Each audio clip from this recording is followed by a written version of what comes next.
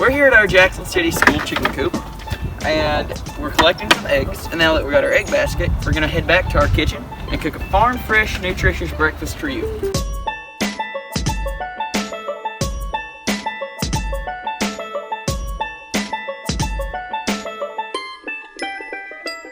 Hello and welcome to Coop Kitchen.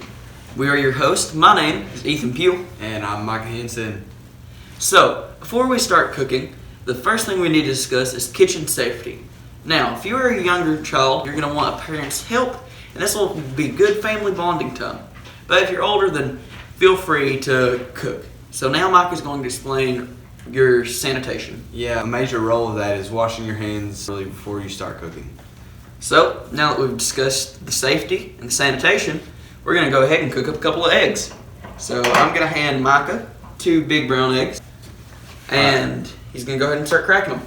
And when you're cracking them, we're going to crack them into the smaller bowl first. That way when we go to put it in the whisking bowl, the shell has been cracked into the egg yolk, then we can clean them out before we put it into the whisking bowl.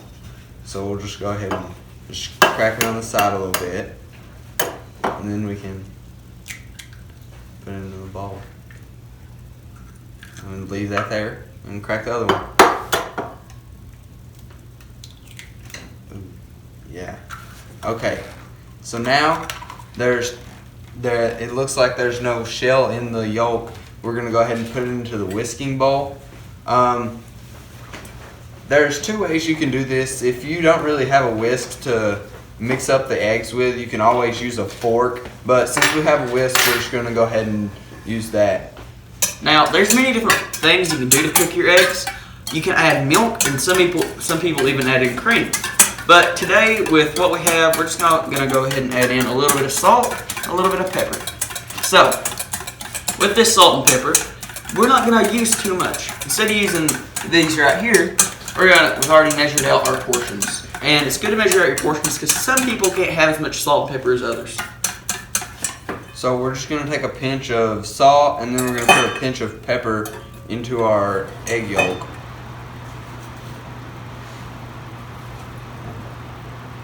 Put a little bit more. And then we'll put a little bit of pepper as well, just to add some things, give our eggs a little bit of flavor. And then we'll mix that into the eggs as well, so that way they have a nice seasoning so that they get a little bit of taste.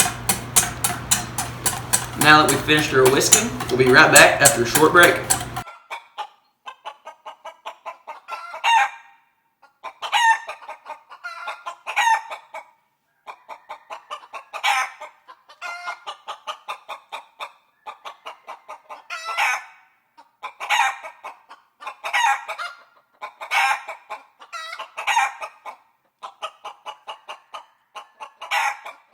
Welcome back. So, we're ready to cook our eggs. So, we're going to put on our skillet, and we're going to go ahead and pour in our vegetable oil. Now, there's plenty of different types of oil you can use, but we chose to use vegetable oil. There's such as olive oil and sunflower oil, but vegetable oil is what we're going to use. And we're only going to use a little bit because we have a non-stick pan.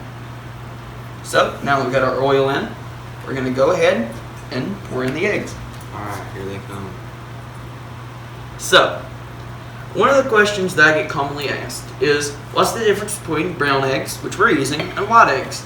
And the simple answer is, there is none. Eggs are eggs. And brown eggs and white eggs, the only difference is the color. So, when you're at the grocery store and you see the more expensive brown eggs, go ahead and pick up the white ones. So, we're going to go ahead and start cooking our eggs here. And they're cooking quick.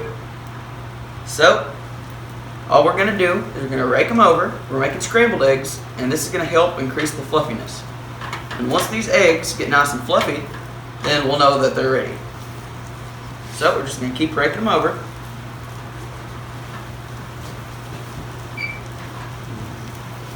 They are looking and smelling very good. So, while we're waiting for these eggs to finish up, we'll be right back after a short break.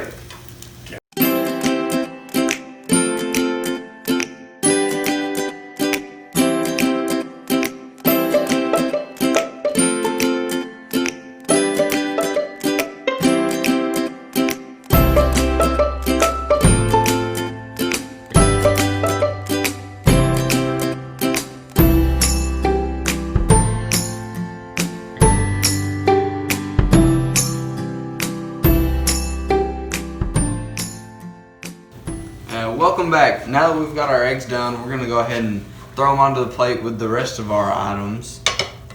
Alright, so now that the food pyramid is kind of through out of the way, we've got a thing called My Plate. And on My Plate, you're supposed to have a fruit, a vegetable, some sort of grain, and protein. And on our plate, we do have fruit. We have strawberries, oranges, and grapes. And then to fill in our vegetable roll, we have salsa, which is a mixture of different vegetables. And our protein, we have eggs, which we just made. And for our toast, to give it a little bit of flavor, we have 3 different items here that you could add to it. We have an avocado. Avocado toast is pretty good, gives it a little bit of taste. We've got some honey, which our former superintendent has his own bees and he raises his own honey and everything, which could add some great flavor. And then we also had this strawberry jam, which we just produced in our agriculture class in the past week from some fresh strawberries. So all 3 of those items would be a great addition to your toast and give it a little bit of flavor. And in order to complete our My Plate, we also could enjoy this with a fresh cup of milk to fill the dairy roll. This looks pretty great, so I think we're going to go ahead and jump right in and taste it. With our toast, we added some of our jam that was homemade a couple weeks ago, so I'm going to go ahead and try that. Is it good? That's amazing. I think it's better than the last time we tried it. So I'm going to go ahead and try a bite of our eggs. Our eggs came straight from our chicken coop from agriculture. Those are delicious. Yeah, you can't get a much better breakfast than when you have fresh farm food straight in your plate. Well, thank you all for watching. This has been Ethan Pugh and Mike Henson. And we'll see you next time on Coop to Kitchen.